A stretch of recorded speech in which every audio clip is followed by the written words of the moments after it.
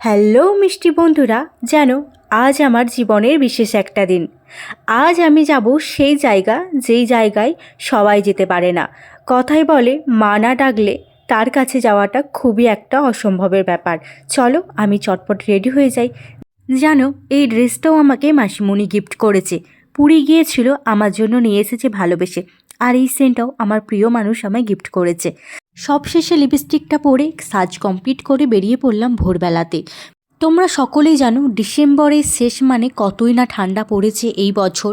2025কে tata করতে আমরা চলে গিয়েছিলাম বড়মার মন্দিরের কাছে। হ্যাঁ, মায়ের কাছে একবার দর্শন করতে, যে মা 2025-এ তুমি অনেক দেখিয়েছো, অনেক পেয়েছি, চলো ফাইনালি চলে এসেছি বড়মার মন্দিরের কাছে। এরপর আস্তে আস্তে চলে যাই। তো দেখো এই যে মা, কত ভিড়, কত মানুষজনায় ছুটে এসেছে এই মায়ের কাছে। মা যেন একটা কথা বলে, ধর্ম যার যার, বড় মা সবার। সত্যিই তাই। তো ফাইনালি আমার পুজো দেওয়া কমপ্লিট। আর যেইখান থেকে আমি কিনেছিলাম এই ডালা, সেইখানে আবার যাব। কিন্তু তার আগে দেখো এই যে মায়ের চরণ থেকে আমি আশীর্বাদী ফুল নিয়ে চলে এসেছি, যেটা আমার খুবই ভালো লেগেছে যে আমি পেরেছি মায়ের কাছ থেকে ফুল নিয়ে আসতে। চলো সকলকে ভালো রাখুক, সুস্থ রাখুক, এইটুকুই আমি চাইবো।